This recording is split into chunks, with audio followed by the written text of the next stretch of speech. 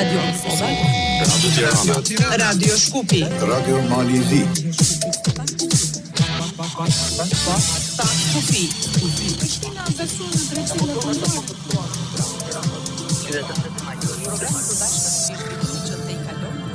programi për bashkët me zhvillimet që të kalojnë kufin shtetëror. Kufi. Përshëndetje të dashur dëgjues të Radio Tiranës, Radio Kosovës, Radio Shkupit dhe Radio Malit të Zi.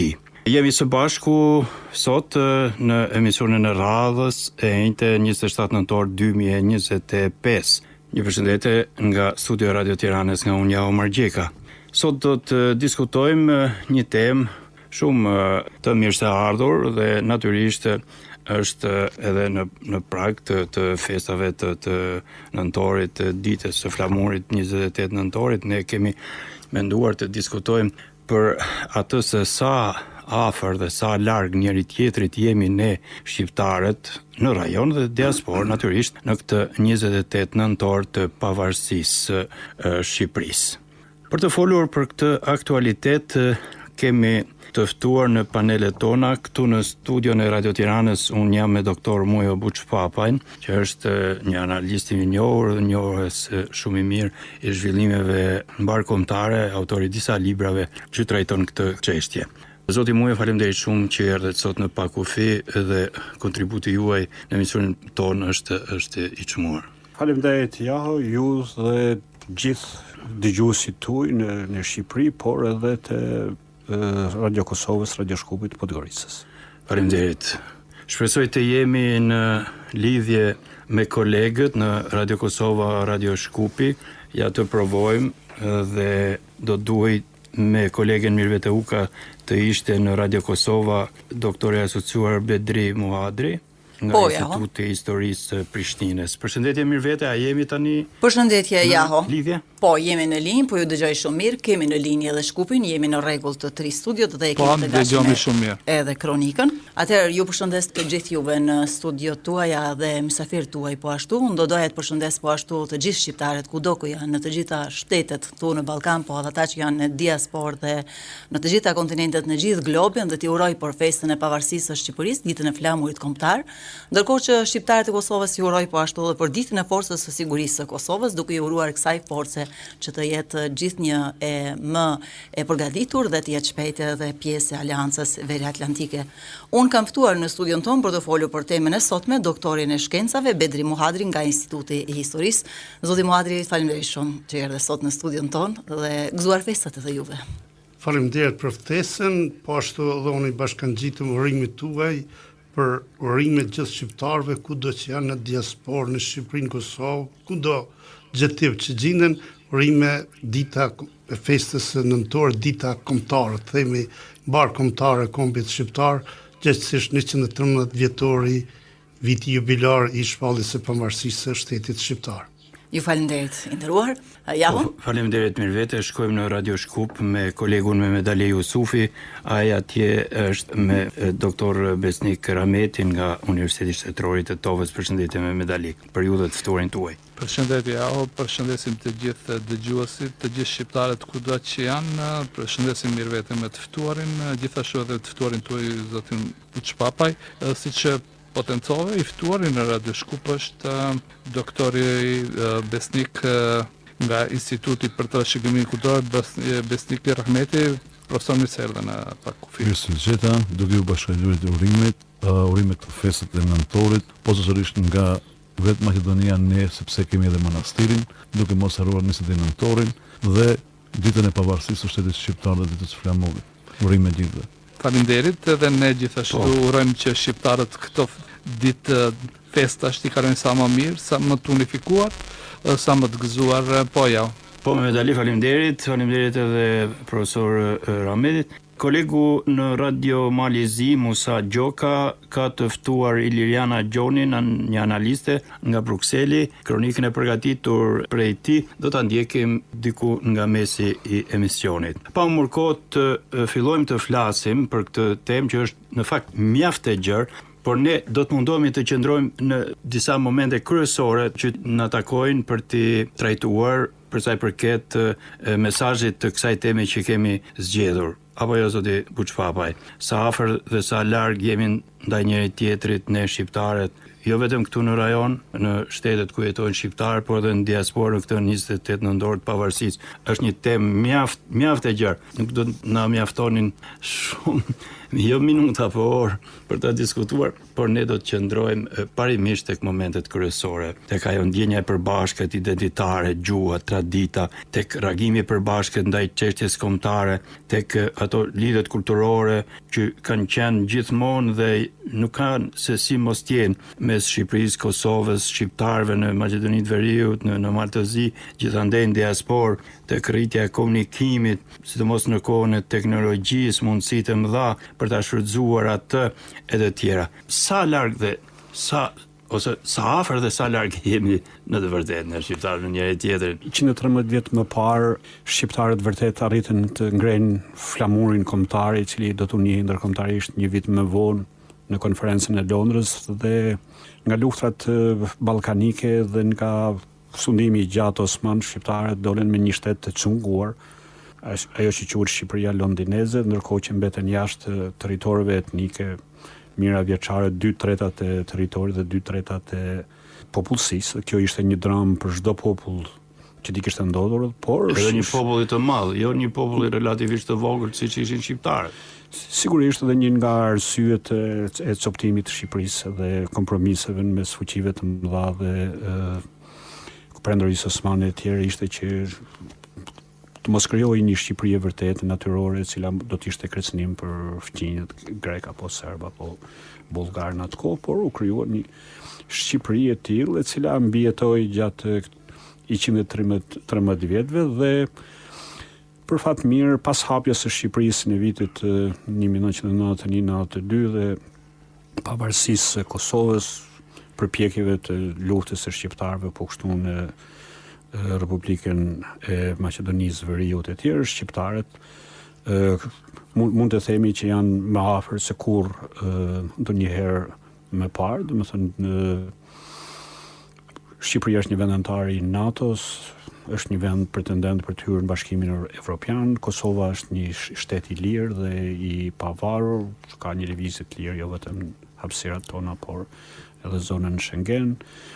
Po kështu dhe shqiptarët në Maqedoni janë një faktor i rëndësishëm dhe mund të themi përcaktues për zhvillimet politike atje, kanë marrë pjesë në qeveri, kanë zgjedhur kryetar parlamenti edhe një kryeministër e tjerë. Pra është një faktor që si thua po imponohet bazuar edhe në marrëveshjen e orit prespe se të gjitha. Po kështu dhe shqiptarët në Maltëzi vitet e fundit kanë përcaktuar edhe qeverinë atje, kanë zgjedhur edhe një kryeministër. Ndërkohë që të drejtat e shqiptarëve në Serbinë e Jugut dhe në luginën e Preshevës ngelen akoma të cunguara, ashtu siç kanë kaluar përmes përipecish përpjekjet e shqiptarëve në etnik në Maqedoni për njohjen e flamurit, për gjuhën, për përpjekjet e mëdha që tash ne i dim. Dhe nga ana tjetër mund të themi pra përfundimisht se fal edhe infrastrukturës rrugore, transporteve, mjeteve digjitale, transportit, televizionit e tjerë, domethënë shqiptarët janë më afër se kurrë, dhe në këtë raport edhe me emigracionin shqiptar, i cili është thuajse gjysma e kombit shqiptar aktualisht jeton në Evropë dhe në Shtetet e Bashkuara dhe kudo në botë. Po, zoti Buçpapaj, natyrisht shenja identitare të një populli janë gjuha, tradita. Sa jemi ne afër njëri tjetrit për sa i përket lidhjeve kulturore, afërsisë, komunikimit, bashkëpunimit dhe shumë realiteteve të tjera që përbëjnë atë pjesën shpirtërore të një kombi për të ndjerë bashkë, për të ndjerë afër njëri tjetrit, për të ndjerë të njëjtë siç janë, domethënë të gjithë ata që flasin të njëjtën gjuhë, kanë të njëjtën histori, të njëjtat tradita dhe të njëjtat aspirata. Po shqiptarët e ndjejnë mirë përkatësinë e tyre për shkak të gjuhës, të kulturës, të gjakut, të vijimësisë etnokulturore e tjerë. Kjo ndarje s'ka arritur të na duke u zvogluar gjithnjë dhe si të thuash të na vër kufin përveç atyre kufinëve siç i kishim që I përmendet deri vonë. Sigurisht që në raportet ndërshqiptare kanë luajtur rol edhe politikat e brendshme të secilit shtet në Shqipëri, në Kosovë apo në Maqedoni apo pak në Maltezi, po edhe ndërhyrjet ndërkombëtare, përpjekjet e Shqipërisë për të integruar në Bashkimin Evropian dhe në një farë mënyrë kanë krijuar një farë zbehje për interesimin e ndaj faktorit shqiptar në Ballkan, në rajone të tjera, dhe kjo është parë, mund të themi, nga shqiptarët jashtë Republikës së Shqipërisë si një zbehje apo një anashkalim, ndërkohë që natyrisht që edhe Shqipëria ka qenë përballë kushteve për të hequr dorë ndaj disa parimeve dhe tjera, por shtete si, s'po themi si Hungaria, po edhe në Ballkan si Kroacia, ata nuk kanë hequr dorë nga parimet e një shteti patriotik, një shteti nacionalist, dhe ata janë pranuar në BE, në NATO e tjera, apo Hungaria, apo shtete e tjera të cilat. Pra në këtë aspekt mund të themi që pavarësisht konfliktualitetit politik I cili për fat keq është kudo I gjendur në hapësirat shqiptare në Ballkan, shkollat, universitetet, mediat e tjerë kanë parafruar akoma më shumë faktorin kombëtar shqiptar dhe ato zërat në minorancë të cilët flasin për kombin kosovar apo kombin shqiptar thjesht, domethënë shqiptarët I bëjnë vetëm të qeshin dhe nuk është që ka arritur që të zërë vend kjo teze, cila ka burimin jashtë hapësirave shqiptare dhe jashtë terrenit shqiptar, pra është imponuar kryesisht nga qarqet serbe dhe greke. Atëherë, edhe një argument tjetër që të shpejtojmë dhe të kalojmë mikrofonin edhe tek kolegët, kur jemi tek diskutimi se sa afër jemi me njëri tjetrin, një tregues I rëndësishëm është edhe solidariteti në raste të ndryshme krizash, në raste pra si është ajo fjala në të mirë e në të keq, por është fjala për në të keq. Kemi pas raste tërmetesh edhe ndoshta edhe fatkeqësisht shumë natyrore, përmbytjes e tjerë dhe sidomos Kosova është gjendur shumë pranë, sepse FSK-ja paska edhe për vjetor, edhe është momenti të flasim edhe për këtë aspekt konkretisht. Po, mund të themi që komi ka reaguar si një I vetëm, jo vetëm gjatë periudhës të luftës Kosovës, UÇK-s, apo edhe periudhave tjera të cilat paqa solli probleme të rindërtimeve, zhvillimit të infrastrukturës e tjerë. Ka reaguar siç ishte rasti më I dukshëm I rastit të tërmetit të vitit 2019, ku forcat e specializuara të Kosovës luajtën një rol të jashtëzakonshëm, gati erdhën edhe më shpejt se sa forcat e ndërhyrjes së Tiranës, por po kështu solidariteti ka qenë I plot, I dukshëm, pra shqiptarët përpiqen në çdo rast për të gjetur dimensionin e tyre si jemi një kombë, siç është edhe kombëtarja e Shqipërisë që në 90% përbëhet nga futbollistë që vinë nga kemi diskutuar në emisionin e kaluar me të ftuarin. Po kështu edhe muzika për herë prej vitesh I ka thyer këto barriera. Po, natyrisht, është I njëjti shpirt, I njëjti identitet, I njëjta traditë. Ne po përpiqemi që t'i tregojmë edhe Evropës dhe Shtetet Bashkore e tjerë që ne jemi një kombë I pandar, fatkeqësisht fuqitë mëdha kanë marrë një vendim 113 vjet më parë, por jo vetëm paqja, jo vetëm siguria, por edhe mirëqenia dhe drejtat themelore të njeriut edhe sipërmarrja të gjitha këto mund të realizohet vetëm në një shtet të bashkuar të shqiptarëve në rajon dhe ky është një synim paqësor ashtu siç ka ndodhur me kombin gjerman, po edhe me kombet e tjera të cilat ato që krijuan më parë shtetin natyror patën edhe zhvillimin dhe fuqinë më të madhe. Pra në këtë aspekt mund të themi që ne po dëshmojmë si jemi një popull proprendimor, një kombë proprendimor pro Shtetet e Bashkuara të Amerikës dhe ndoshta kjo aleancë I ka përshpituar edhe proceset. Po, faleminderit shumë zoti Mujo Uçfapaj për këtë pjesë. Pra folëm pak a shumë për atë se sa afër jemi me njëri tjetrin, natyrisht kemi problematika që në një farë mënyrë mund të themi që duhet të ishim edhe më afër, po jo se jemi fare larg, po mund të ishim edhe më afër. Do ta diskutojmë në pjesën e dytë të emisionit, por do ta kalojmë më njëherë linjën në Radio Kosova tek kolegja Mirvete Uka me të ftuarin e saj, zotin Mohadri, profesor Mohadri. Mirvete. Po ja. Zoti Mohadri, ajo që u folë në Tiranë është përgjithsisht e njëjta gjë që mund thuhet për në të 3 studiot tona se po flasim për njëjtën temë, për të njëjtin kom, por do doja pak ta shtrojmë në kuptimin e lidhjes identitare që kanë individët, që kanë shqiptarët kudo në përbot, po sidomos të shqiptarëve të Kosovës lidhur me Shqipërinë. Tani më festa e 28 nëntorit për ne është festë e 4 fishit dhe kemi shumë arsye për të kremtuar për këtë festë, për cilat besoj do të flasim më vonë, do të flasim edhe për lidhjet institucionale mes shteteve tona, por nga viti në vit vrehet se nuk zbehet dëshira dhe dashuria jonë për Shqipërinë. Është gjë tjetër ne që jemi rritur në kohën kur dashuria për Shqipërinë ka qenë mollë ndaluar dhe e kemi dashur fshehur dhe jemi rritur duke imagjinuar Shqipërinë shtetin por fatmirësisht ne shohim sot në të gjitha shkollat në Kosovë, në të gjitha kopshtet, qerdhet, pa përjashtim publike dhe private, ka programe artistike ku fëmijët mësojnë vjersha për 28 nëntorin, për shpalljen e pavarësisë së Shqipërisë, për ngritjen e flamurit, për Ismail Qemailin, edhe ata që nuk dinë mirë të flasin, dhe kjo më duket shumë e bukur që po edukohen edhe gjeneratat e reja të fëmijëve të Kosovës në këtë frymën shqip. Si e shihni ju këtë lidhje? Po kjo është në radhë pa respektim i historisë dhe vlerave të historisë. Duhet thënë se populli shqiptar në rrjedhët të veta historike ishte bashkë. Përpjekjet e mëdha për ta formu shtetin shqiptar, populli shqiptar ishte gjithherë bashkë. Dhe kjo argumentohet me momentet më të rëndësishme historike. Pra le ta bëjmë një rekapitulim historik. Themi që në kohën e Skënderbeut ishin të gjithë bashkë.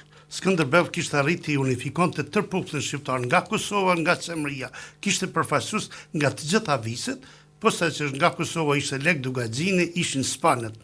E po ashtu edhe pikë tjetër referencë, e cila tregon që populli shqiptar ishte unik në rrugtimet e veta historike të rëndësishme është lidhja shqiptare Prizrenit, ku kemi gjithë përfaqësuesit e popullit shqiptar në një trohez, në një kuvend ku ushtru platforma mbarkumtare e kur kitë parasysh se Abdil Frashi vindin nga jugu dhe ishte udhëheq në qendër në Prizren. Dhe kësaj rrugtimi ynë për ta bërë shtetin kombëtar tonin ishim gjithherë bashkë. Por rrjedhat historike na të tilla ishin të ashpra, të rënda ndaj çështës shqiptare dhe vitin 1912 fatkeqësisht na ndau. Edhe pse ishim në rrugtim të përbashkët i tërë kombi, megjithatë me 1912 që thuhet të formu shteti shqiptar me një pjesë të shumë të vogël të territorëve shqiptare, thuaj kështu edhe në kuptimin e statistikor është mjaft lënduese, po ti kemi parasysh to kur 2/3 e territorit mbeten jashtë, sikur se u tha, për 76.000 km2 që llogaritëshin që ishin trojet shqiptare në vitin 1912, vetëm 28.000 km2 mbeten brenda trungut shqiptar apo brenda kombit këtij shtetit. Dhe kësaj është mirë kur kemi parasysh historinë tonë të përbashkët të rilindjes kombëtare, e cila ka synu gjithmonë një komb, një shtet, një gjuhë. Dhe kësaj ne patjetër se nuk është historia e largët para 113 vjetëve kur kujtojmë historinë e përpjekjet e lavdishme të vëllezërve Frashëve në Hasan Prishtinës, pra edhe potencialet ekonomike qofshin feudal të ndryshëm të Shqipërisë, Libohova, Toptanët që ishin feudal, ishin ekonomistat fort, po ashtu dhe elita politike e cila ishte formuar në atë kohë synonte një shtet, një komb, dhe ishte drejt historike, ishte drejt natyrale, sepse jetonim në ato troje mia vjeçare.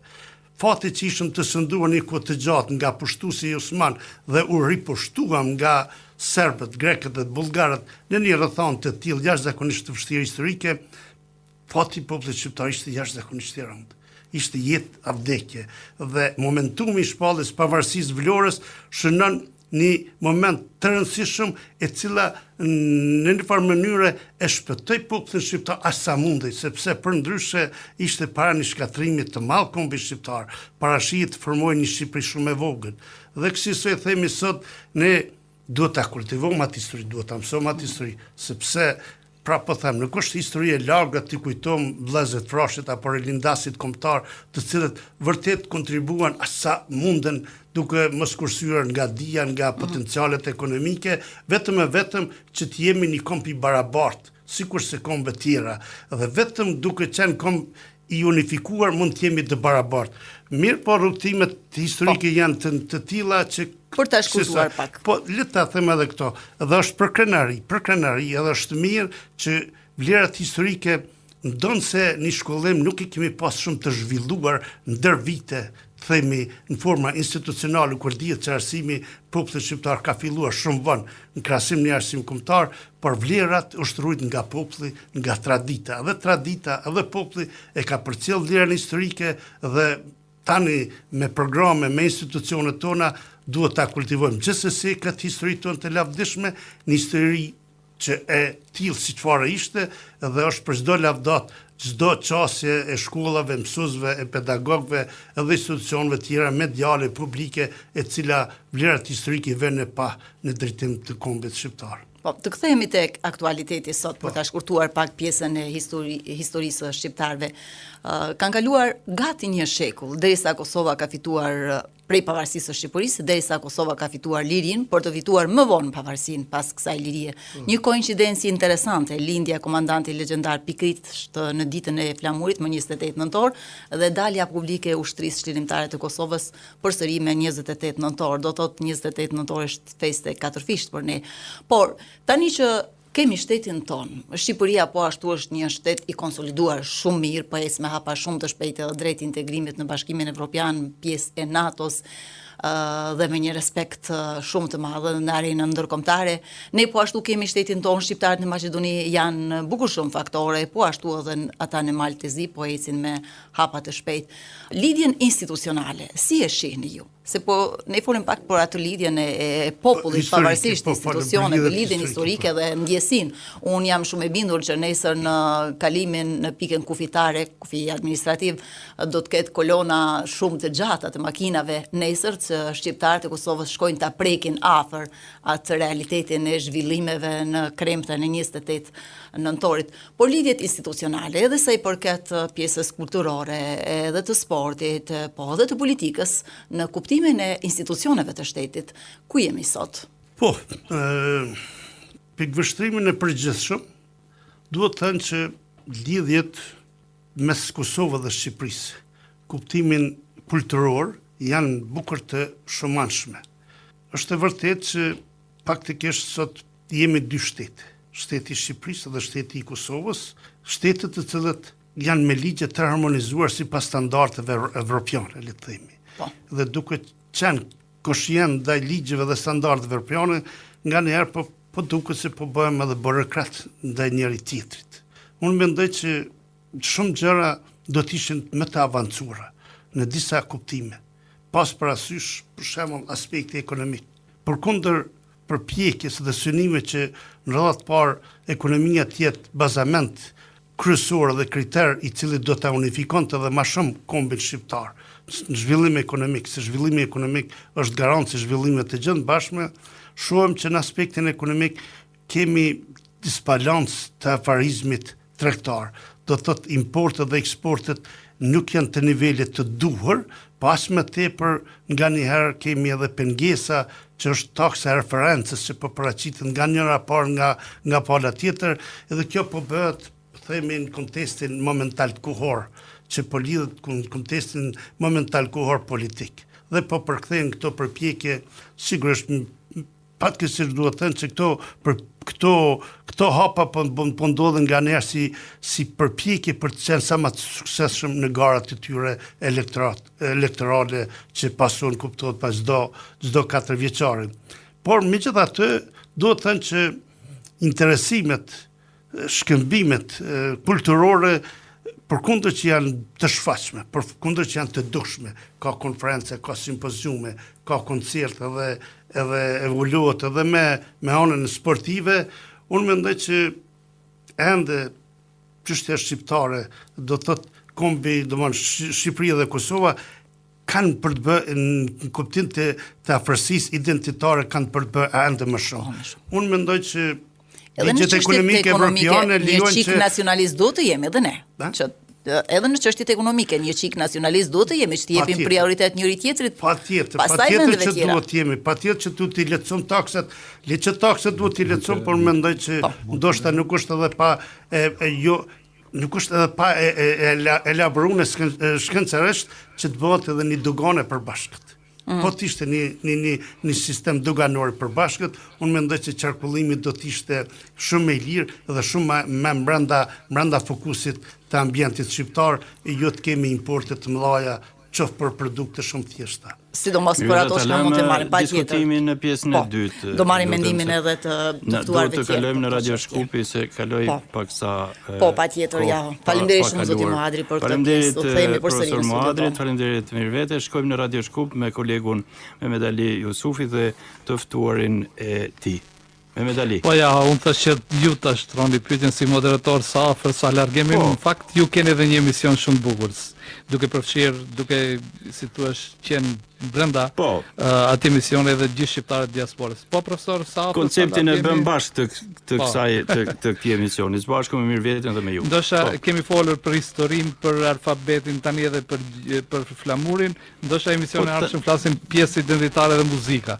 Po, profesor, sa afër sa larg jemi është një pyetje standard që e shtrojmë. Falenderoj di profesorët të cilët ishin shumë të qartë në proceset të cilët i thanë. Historikisht, sa jemi afër dhe sa jemi larg, shqiptarët çdo herë kanë qenë shpërndjesht afër njëri me tjetrin, asnjë s'ka qenë të ndarë.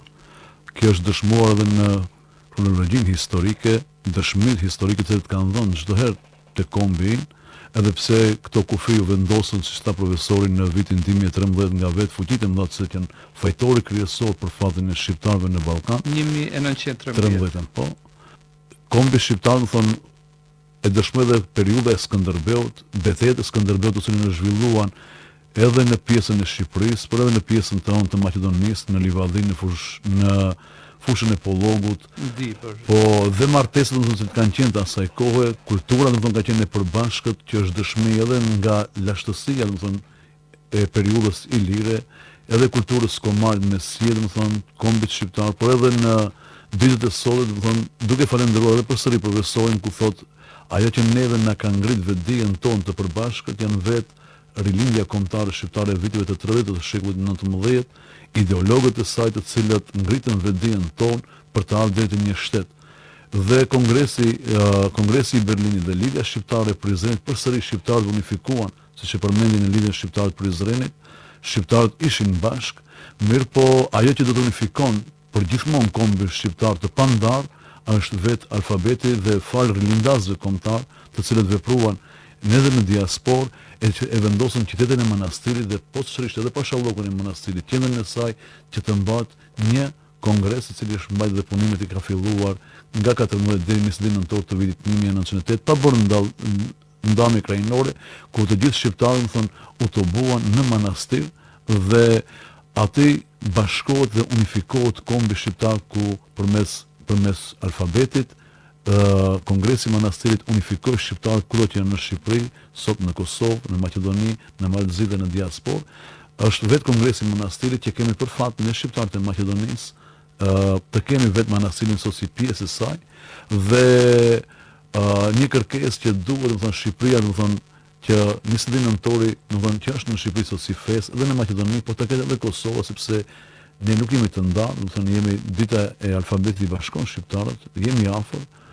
Kjo është dëshmuar edhe në periudhën e pavarësisë së shtetit shqiptar, të vitit 1912, që me krijimëngritjen e përgjithshme të 12 gushtit në Shkup, u të buan të gjithë krijimëngritësit shqiptar, por rrethanat politike të kohës, kur e përmendi profesori nga Shqipëria, ku thotë se luftët ballkanike ne shqiptarët nuk e patëm mundësinë që t'i përballojmë një rezistencë të madhe të shtetit serb apo të përkrahur nga Rusia, por ne kemi qenë bashkë në rrugtimin, kjo është dëshmuar edhe nga vetë Isa Boletini, prezenca e tij edhe në Vlorë, por ajo që i dha një frymë të unifikimit përsëri, vetë ministri i punëve të mbrojtjes në qeverinë e Ismail Qemalit, ishte posaçërisht nga rajoni Maqedonisë apo nga Gosivar apo nga Gradeci, që në atë periudhë që është dëshmuar se shqiptarët nuk janë lënë asnjëherë anësh, domethënë,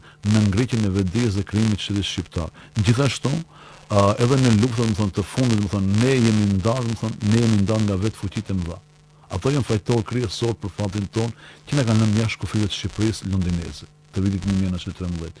Shqiptarët, domethënë, në Malzi, Kosovë, në Sanxhak dhe në Preshev, Maqedoni dhe në Greqi, në Janinë dhe në Shamri, kanë qenë ura që kanë mbrojtur, ka qenë gardhe që kanë mbrojtur shtetin shqiptar të Shqipërisë londineze. Dhe çdo sakrifisë që kemi përjetuar ne, këtë kanë ndjej edhe Shqipëria. Për fatin e mirë, domethënë, shteti shqiptar është i obliguar, domethënë, të mbrojë shqiptarët kudo që janë.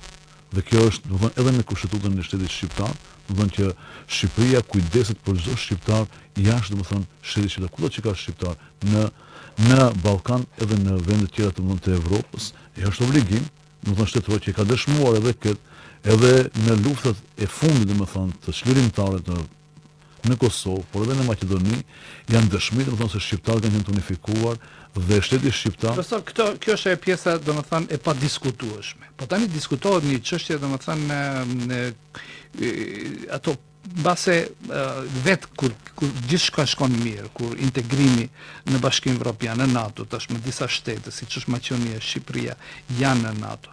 Por kur nuk kemi kështu probleme ne në mënyrë artificiale, mëse jo natyrshëm krijojmë ato problemet në gjuhë, ato gjërat e vogla që na mendohet që na ndajnë, por shqiptarët kanë bërë përpjekje në këtë shtyllë të identitetit që është gjuha, për unifikimin e shqiptarëve, ka qenë viteve të 40-ta, 50-ta, 60-ta, akademik të mëdhenj si Edris Ajeti, gjuhëtar të mëdhenj, kanë bërë, domethënë, në disa shtylla që rreth cilave ne do të bashkohemi dhe të forcojmë. Por kjo nuk ndodh. Ndodh që ne edhe aty ku s'ka problem të bëjmë problem. Jemi të afërt, si thua, domethënë, është gjë biologjike kur rrezikohet kombi që të jenë bashkë, sepse kjo ndodh edhe për shembull me gjallësa qera. Jo gjë më natyrshëm në botë. Por kur jemi, domethënë, këto procese është jo më vonë se disa javë ushtru pyetjen se gjuhën që flasin shqiptarët, edhe aty ku s'duhet, duke futur barbarizma, duke futur nga gjuha angleze, nga gjuha italiane, në vend që të thuash te thuot, në vend që të thuash, domethënë, pa mos pasur probleme. Pse I krijojmë këto probleme që emisioni pa kufi dëshiron nëpërmjet gjuhës që flitet, nëpërmjet temave që ngrihet, të bashkoj shqiptarët. Megjithatë, kjo nuk lehet sekondare, sepse më shumë duam të ndigjojmë ato që përçajnë shqiptarët, domethënë. Kongresi Drejtshkrimit të vitit 1972, domethënë, në Tiranë, domethënë, ka prodhuar një gjuhë standarde të flitet çdo shqiptar të ketë këtë unifikim. Posaçërisht të respektohet nëpër shkolla, nëpër institucionet më të larta, domethënë, nëpër universitete, domethënë, të respektohet gjuha standarde shqipe. Sidomos nëpër mediume. Po, posaçërisht nëpër mediume dhe nëpër institucionet shkollore, sepse aty është shembulli më I mirë për të edifikuar kombin tonë. Dhe një çështje tjetër, domethënë, të këtij konteksti është përparimi më I madh I shtetit shqiptar, domethënë Shqipërisë, ku e thanë edhe nga Kosova, sepse ne kemi ëndër, domethënë, nëna Shqipëria për ne është natë. Dhe ajo, domethënë, në zhvillimin e vet që ka arritur sot si pjesë anëtare e NATO-s, por edhe të procesit të fundit të negociatave me Bashkimin Evropian do të jetë garantuese, domethënë, e vlerave të përbashkët të kombit shqiptar, nëse Shqipëria do të jetë pjesë e Unionit Evropian. Dhe Maqedonia sot që është pjesë anëtare e NATO-s dhe vjen keq, domethënë, të mos bën ndryshimet kushtetuese dhe Kosova, domethënë, të bëhet pjesë edhe e forcave, domethënë, veriatlantike të NATO-s, edhe pjesë e Unionit Evropian, Shqipëria duhet të merr ingerencën, domethënë, dhe angazhimin për shqiptarët e Kosovës, shqiptarët e Maqedonisë, shqiptarët e Malit të Zi, sepse ajo është garantuese e fatit tonë. Sepse ajo sot feston 113 vjetorin e pavarësisë dhe aktit pavarësisë, ndërsa Kosova falë, domethënë, sakrificës, vuajtjeve, domethënë, nga viti 2008, domethënë, që gëzon, domethënë, këtë pavarësi falë familjes jashtëore dhe luftës ushtrisë kombëtare dhe të çekës të Kosovës dhe të Maqedonisë, dhe ne sot këtë kushte që të cilët ne I kemi varet nga shteti shqiptar. Shqipëria do të jetë ajo që neve do të na rrugton në proceset dhe Kosova, kur thotë të kenë një pikë doganore të përbashkët, edhe Gjermania e Bashkuar arrin në kohën Otto von Bismarck, do të largimi I pikave doganore. do të jetë tregtia e lirë mes Kosovës dhe Shqipërisë. Dhe këto marrëveshje duhet të arrihen, do të pa paguar dogan, nëse largohen, do të pikat doganore, atëherë është faza e parë e zhvillimit të bashkimit mes Kosovës dhe Shqipërisë. Po jaha?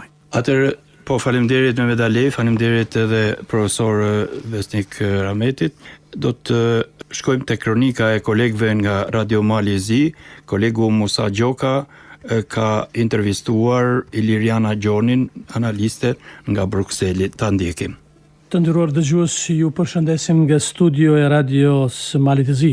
Përshëndetje për ju kolegë në Radio Tiranë, Radio Shkup dhe në Radio Prishtinë, si dhe për mysafirët tuaj.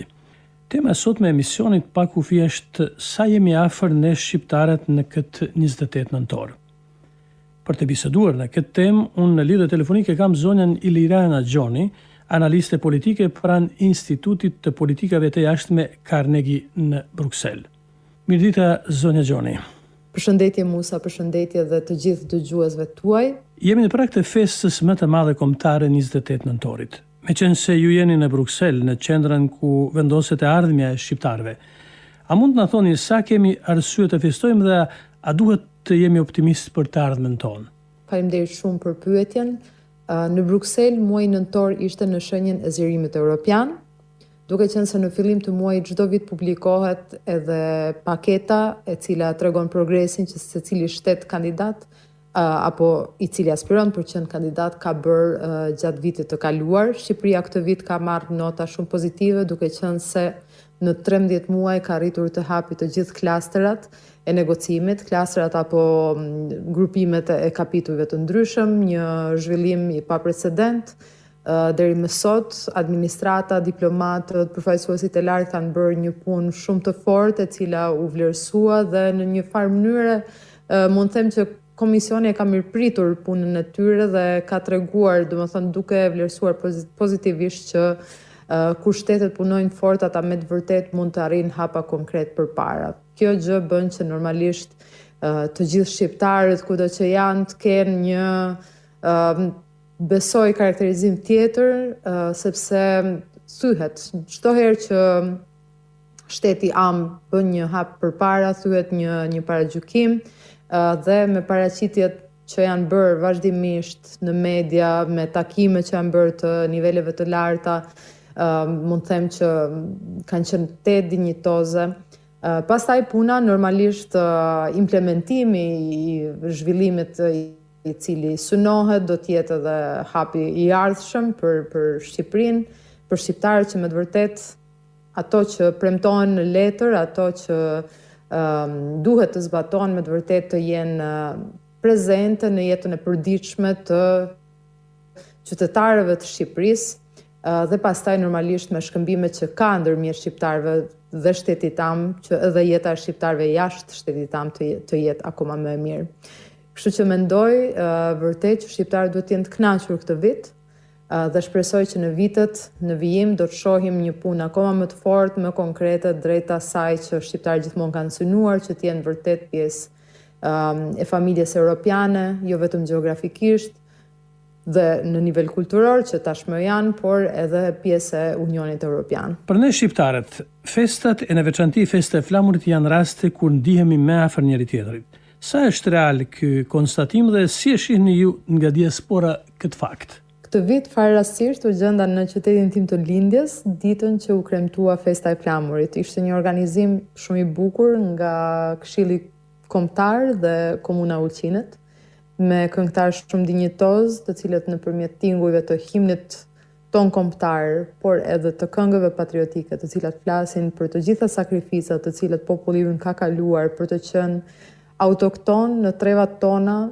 për të folur gjuhën tonë, për të jetuar kulturën dhe mentalitetin tonë, është diçka që për mua është jashtëzakonisht frymëzuese, që më jep shumë forcë dhe u ndjeva me të vërtet krenare. Ndërsa tani që u ktheva në Bruksel, disa ditë më herët se që kisha planifikuar, pasi që këtu në Bruksel festuam, pranë misionit të Shqipërisë në EU, ambasadës shqiptar pranë shtetit belg dhe përfaqësisë së Shqipërisë në NATO, të gjithë shqiptarët së bashku pa kufi ndërmjet nesh, shqiptar nga Kosova, nga Shqipëria, nga Malizi, nga Maqedonia e Veriut dhe jo vetëm nga Europa. Ishim të gjithë së bashku dhe ndam këto çaste për të shënuar, domethënë jo vetëm këtë datë historike, por edhe unitetin e veprimtarisë tonë. Këtu në Bruksel më duhet të lavdroj gjithë punën që kanë bërë ambasadorët, përfaqësuesit e lartë për të komunikuar me gjithë profesionistët shqiptarë që punojnë në çështjen e integrimeve evropiane. Kemi një komunikim shumë të hapur dhe vazhdimisht jemi në kontakt për të përkrahur njëri tjetrin, kudo që është nevoja. Unë kam rast të flas për Shqipërinë, për shqiptarët në gjitha mbledhjet ku marr pjesë, qofshin ato me dyert mbyllura apo publike, dhe mundohem të jem një zë i fortë, sepse çdo herë që Shqipëria ka një sukses, normalisht të gjithë shqiptarët kudo që janë përfitojnë nga kjo. Dhe me të vërtetë jam shumë krenare këtë vit. Shqipëria ka arritur suksese të dukshme.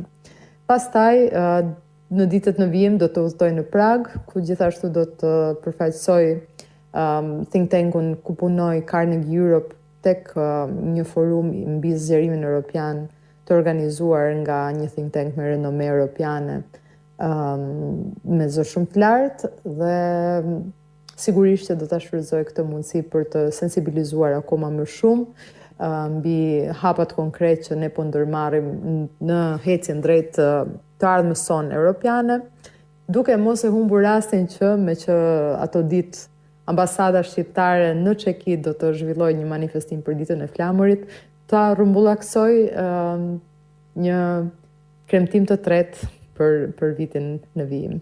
Sonja Liliana, faleminderit për bisedë.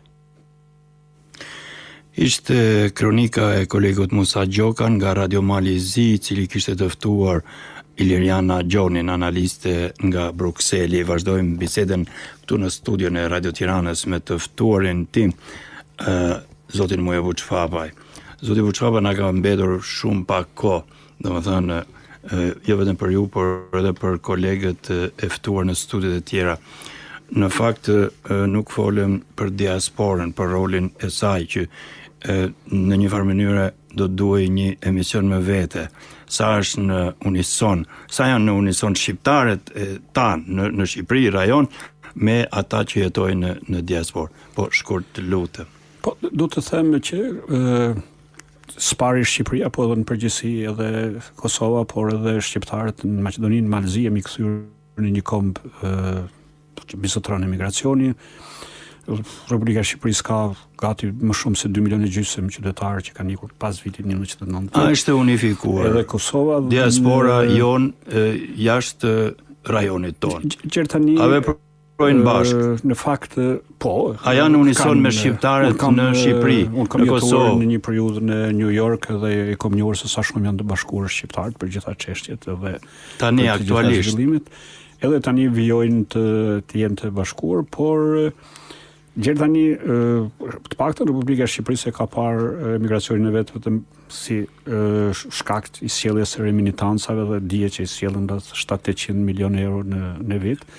Po kështu Kosova ka një politikë më të mirë ndaj shqiptarëve të Kosovës dhe shqiptarëve të Shqipërisë, Maqedonisë, sjellin para në traditë më të mirë për trajtimin, për botimin e librave të fëmijëve në emigracion e tjerë. Shqipëria është e vënuar në këtë aspekt. Dhe po kështu edhe emigracioni shqiptar nga trojet etnike në Maqedonisë dhe mbas Shtetet e Bashkuara shumë i organizuar. Roli i kryesor do të ishte i Shqipërisë, i cili do të kishte ndërtuar projekte të përbashkëta, duhet të ndërtojë për ta tërhequr emigracionin tonë dhe diasporën, jo vetëm si një faktor ekonomik për të investuar apo për të mbajtur familjet tu, por edhe projekte për gjuhën, për kulturën, për letërsinë, për promovimin e kulturës shqiptare. Duhet bëhet më shumë. Atëherë, po, faleminderit Mujo. Është kaq simbolike dhe padijshme. Sfidat. Domethënë, jo sa largimi, po sa më afër do të mund të ishim. Ka mungesë të projekteve të përbashkëta kombëtare, shpeshherë stereotipe që krijohen mes Shqipërisë e Kosovës së diasporës, ka ndonjëherë papajtueshmëri për disa gjëra, për disa figura historike, për disa momente të historisë apo të ndryshme. Një koment për këtë, po. edhe këtë përmbledhasi. Mund të them shkurtimisht se ajo çfarë është e sipërmarrjes lirë dhe e tregut privat është e fuqishme, ndërvepron në hapësira shqiptare dhe në përgjithësi burokracia shtetërore kanë vepruar ngadalë, nganjëherë kanë penguar dhe nuk e kuptojmë akoma sepse mbahen doganat kur lëvizja e lirë dhe tregu i lirë nga vendet e Amerikës Latine, po dhe vendet që kanë themeluar Bashkimin Evropian e tjerë. Pra nuk i pengon as integrimin në Bashkimin Evropian dhe as antarësia NATO për të reduktuar shërbime tregtare, doganore, taksa për dorë zonat të lira ekonomike apo këtë e kanë dorë shqiptare dhe do ta bëjnë burokracitë shtetërore dhe besoj që në të ardhmen do të kemi edhe politika më të qarta në këtë aspekt, do të vinë edhe politikanë të cilët kanë interesin kombëtar të parin dhe pa do thoni që nganjëherë mbizotron edhe polarizimi politik. Sigurisht që polarizimi politik në Shqipëri apo në Kosovë apo në hapësira të analizojmë politikat përkatëse. Maqedoni natyrisht që ka ndikuar dhe ka tërheq vëmendjen nga problemet që janë strategjike të bashkëpunimit ekonomik, kulturor, edhe ajo mes universiteteve, akademive të shkencë e tjerë, për shembull ne akoma s'kemi ndërtuar një fjalor të plot të gjuhës shqipe, nga që kemi përvjetojë në kongresit të monastirit e tjerë. Më të rroqe vëmendja një artikull e juaj i këtyre ditëve në fakt që nuk ka një librari në Shkup të librit shqip në Shkup është një problem shumë i madh dhe unë i kam bërë thirrje qeverisë së Shqipërisë, Ministrisë së Kulturës që të arrijë investojë sepse përderisa ka fondacione kulturore 10 në Shqipëri apo në Maqedoni apo në Kosovë që vinë nga Italia apo nga Franca apo nga Gjermania. Të forma tjera përderisa ata kanë drejtë që të promovojnë kulturat e tyre. Po, ato e bëjnë, ato gjë qoftë atje, qoftë në panajire, qoftë drejt ndërkombëtare, domethënë që bazohet edhe në Tiranë, marrëveshjeve të mira, domethënë kulturore e tjera që të jo vetëm në Shkup, po të ndërtojnë një rrjet librarisht sepse i vetmi treg i fragmentizuar dhe që nuk s'ka përfituar nga hapja e Shqipërisë apo nga pavarësia e Kosovës apo nga hapja me Maqedoninë është libri shqip në përgjithësi. Librat që botohen në Tiranë apo në Shkup apo në Shkup ose në kryetari i Kuvendit Malit të Zi shkruante para pak ditësh që është koha që në Podgoriçë të themelohet një institut albanologjik. Pra këto gjëra duhet t'i kemi që të ndjehemi pak këto nuk t'i paragjykon askush në Bashkimin Evropian apo ndjesisë kombëtare dhe Amerikës, por meqense se jemi në vigjiljet e 28 nëntorit të shpalljes pavarësisë dhe të flamurit, unë edhe si shkrimtar dhe studiues dhe si publicist dhe si profesor universiteti ju uroj gjithë shqiptarët kudo që janë në hapësirën ballkanike, po edhe në botë të mbajnë fort flamurin kombëtar, pasi ai me atë flamur në dorë kemi qarë ajo që quhet historinë tonë nga antikiteti e gjerë sot dhe duke ruajtur të flamur dhe duke mbajtur jo vetëm në zemër, po mbajtur edhe në dur, të ecim përpara sepse e ardhmja është e shqiptarëve në Ballkan, përderisa kemi aleat fuqishëm si Shtetet e Bashkuara të Amerikës, po edhe miq në Bashkimin Evropian dhe ardhmja është natyrisht një ditë do ta festojmë të gjithë bashkë në një shtet. Shumë faleminderit zoti Mujbu Çvapa për kontributin e vyer sot në Pak Ufi. Mirëvete. Po, ja. Pak minuta kanë mbetur. Po, fare pak. Do të përpiqemi shpejt. Do t'i ndash me medaljon. E di, patjetër. Zoti Mohadri, shumë shkurt nëse mund të flasim pak për stereotipet mes Kosovës dhe Shqipërisë, shpesh flitet edhe për si problem merret edhe e folur grisht e shqiptarëve në Kosovë, sado që gjuha shqipe, gjuha standarde shqipe është gjuhë e mediave, gjuhë e shkruar, gjuhë zyrtare që flitet çdo kund, po ndonjëherë paragjykohemi edhe për këtë, sa na pengon kjo edhe pse shpesh mendoj që lidhet me polarizimin politik dhe mendimin po ashtu të ndryshëm ndonjëherë edhe për simbolet tona, simbolet ne kemi sot simbole shtetërore dhe njerëzit shpesh i ngatrojnë këto ose i kundërshtojnë për të kaluar pastaj një pjesë të shkurtër rreth bashkëpunimit të institutit tuaj me institucione tjera të Shqipërisë, Maqedonisë e të tjera. Në atë parë duhet thënë që çdo kombe ka një gjuhë dhe gjuhë është unifikune, unisune dhe është Sigur ka dhe obligative. dialekte dhe popuj tjerë. Po kanë sigurisht se çdo gjuhë ka dialekti, ka rajonalizime dhe kështu po gjuha unifikune, gjuha unisune duhet të jetë e pranueshme për secilën palë. Çështje tjetër tani çka mund të ketë risi në brenda unifikimit të gjuhës, a duhet cilën rezultate të reja shkencore, ajo është çështje evolutive shkencore, por në radhë parë shkurtimisht unifikimi i gjuhës shqipe duhet të jetë i pranueshëm për secilën ngjotar, për secilën studius apo për secilën do të rajon apo krahin. Fakt që gjuha është theksi Gegnishës dhe edhe theksi Jugut dhe i Veriut, po ato janë që më thonën asetet të gjuhës sonë që e kanë botë përbashkët dhe në këtë kontekst nuk duhet kemi polarizime, nuk duhet kemi polarizime që do të lindin në polarizime karaktereve, themi në radhë parë janë në esencë janë fragmentare dhe për protagonizëm të parësyshëm. Unë s'doja si jetë tem fare kjo tani, kjo çështja e gjuhës, por fatkeqësisht po e ngrisin edhe personalitetet po thamë kjo është për protagonizëm negativ, nuk ka diçka që duhet të jetë. Kalojmë pak të bashkëpunimi, si institut shkencor, unë themi që kemi bashkëpunime të koordinuara në aspektet të bashkëpunimeve të simpoziume të përbashkëta, por ende nuk kemi arrit në atë pikë që të kemi një projekt përbashkët. Lë për të dëshiruar. Lë për të dëshiruar në disa aspekte, sepse në disa projekte hulumtime albanologjike duhet të jenë projekte të përbashkëta dhe përbashkësia apo grupi i unitetit sa më i madh, kemi rezultate sa më të mira, pra këto ka dhe pagnasi, po ka dhe rezultate të dëshmimit. Çka pengon një bashkëpunim të kënaqshëm mes institucioneve tona? Për çështjet shkencore, historike. Unë mendoj që pengon edhe të parë Mos është një egoizëm i dyanshëm. Ende jemi në karaktere shkencore, ende nuk jemi të unifikuar që të punojmë në punë të përbashkëta. Unë kësaj për ndryshe anët ligjore do të ishin të i kaluar, po të kishte vullnet, edhe synimet përbashkëta, po megjithatë ka dhe projektet përbashkëta, duhet them se po mbes hatër nëse si përmendi, mbes institucionet ka projektet përbashkëta, kuptimin e historia popullit shqiptar shkruhet në bashkëpunim me historian ton, historia e Kosovës shkruhet në bashkëpunim me ata, po kësaj kemi bashkëpunime, por megjithatë prapë them duhet të jeni platformë bashkëkombëtare shkencore e cila duhet paraprinte projektet më shkencore si kur është gjuha. Për shembull, projektet gjuha që të korrigjohet nga përdorimi i paarsyeshëm i gjuhës, i fjalëve tuaja, apo do të pasurohet gjuha, pse jo. Zoti Muadri, ju falenderoj shumë që ishe sot në studion Radio Kosovës në emisionin Pakuvi, sepse koha jon kaq na mundsoi. Do të kalojmë linjën në Shkup për të thënë fjalët e fundit për këtë temë. Po, mirë vete, faleminderit. Vjen mirë që shkojmë në Shkup.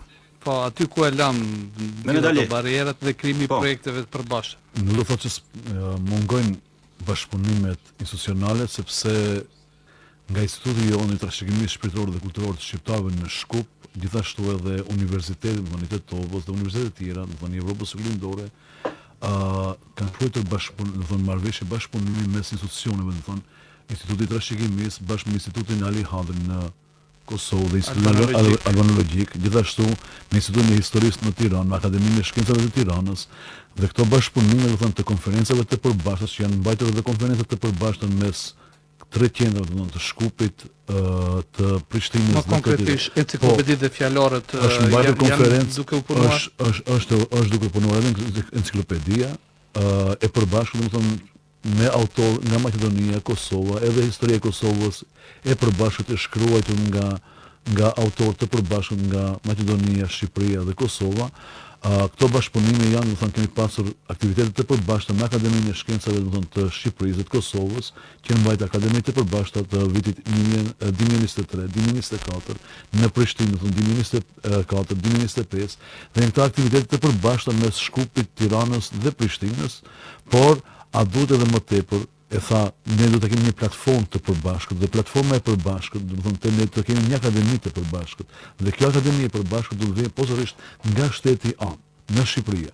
Shqipëria është ajo që do të vendosë mbi fatin e çdo shqiptar në Ballkan, sepse aty është baza, aty është themeli i çdo shqiptari, sepse shteti shqiptar që nga viti 1957 ka pas universitetin e parë. Në funksionim të shteteve, farë profesorëve të cilët kanë qenë të angazhuar për Universitetin e Prishtinës në vitet e 68 dhe 70 kanë qenë profesorë të angazhuar nga Shqipëria për në Prishtinë. Gjithashtu rolin më të madh që ka luajtur, domethënë, institucionet, Instituti Arkeologjik i Prishtinës, domethënë, për shqiptarët e Maqedonisë, Malizi ka qenë bazë kryesore për ne. Dhe sot institutet jonë dhe universitetet tona janë të mëvonshme, por nga dalë të unifikohen, por përsëri baza kryesore e kërkesave, domethënë, bashkëpunimeve të vijnë posaçërisht nga shteti shqiptar. Ndërsa diaspora ka luajtur rolin kiç më të madh, domethënë vendimtar për fatin ton, që do t'i përkulim çdo shqiptar, sepse pa diasporën ne shqiptarët jashtë kufive të Shqipërisë, por edhe Shqipëria pa diasporën nuk ishte kjo Shqipëri dhe nuk ishin shqiptarët e Kosovës, as edhe shqiptarët e Maqedonisë, sepse ato kanë investuar në mënyrë të pandërprerë. Ato kanë sjellë gjithmonë dhe sakrificën e kanë pru në tokën e vet, në shtëpitë e veta dhe në shtetet e veta. Andaj ne do të jemi falënderues ndaj diasporës shqiptare, sepse diaspora shqiptare ka qenë edhe garantuese e çdo lufte, domethënë, të fundit, domethënë, që kanë qenë në Kosovë, por edhe në Maqedoni, dhe ato janë sot është një gëzim më i madh kur ndëgjon shtetin shqiptar kur merr pjesë në Greqi, në Athinë, kur merr pjesë kryeministri dhe folën për diasporën shqiptare dhe dëshmon për fatin e shqiptarëve se kush është Shqipëria dhe populli shqiptar që janë pro-evropian dhe evropian në shtetin e Greqisë kanë punuar edhe në Itali, por edhe sot në Bruksel dhe sot pjesëmarrja e shqiptarëve në diasporë që luajnë për shtetin e Zvicrës, për Gjermanisë, janë dëshmi e gjallë, domethënë, e kombit shqiptar që përfaqëson shqiptarët. Dhe edhe në skim, domethënë, sot shteti shqiptar, një vajzë nga Italia, domethënë, përfaqëson shtetin shqiptar dhe garo, domethënë, podiumet e mëdha, domethënë, që mban, domethënë, vendin e dytë, domethënë, në përgarat botërore. Profesor, faleminderit. Po, urime festa, ditë pavarësisht shtetit shqiptar dhe ditë e flamur, dhe kur do të festojmë bashkë. Faleminderit me Vedali, faleminderit të ftuarit tuaj.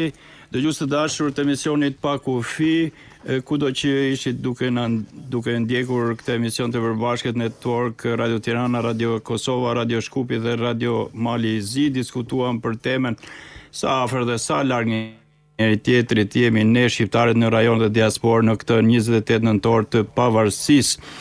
Për të folur për këtë aktualitet, kishim të ftuar në studion e Radio Kosovës doktor asociuar Bedri Muadri, Instituti i Historisë Prishtinë, në studion e Radio Shkupit profesor doktor Besnik Rameti nga Universiteti i Tetovës, në studion e Radio Malit të Zi ishte e ftuar Iliriana Gjoni, analiste nga Brukseli.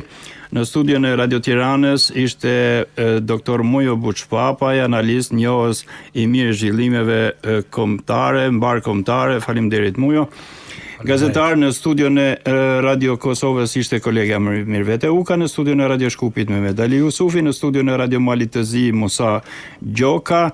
Këtë emision moderova unë Omar Gjeka, duhet t'i uroj pak sekonda edhe 87 vjetorin Radio Tiranës, që e ka nesër në ditën e festës tonë kombëtare, të flamurit tonë kombëtar, më 28 nëntor, pra më 28 nëntor mbushën 87 vjet që Radio Tirana ka filluar transmetimet e para më 28 nëntor 1938. Por mbi të gjitha gëzuar të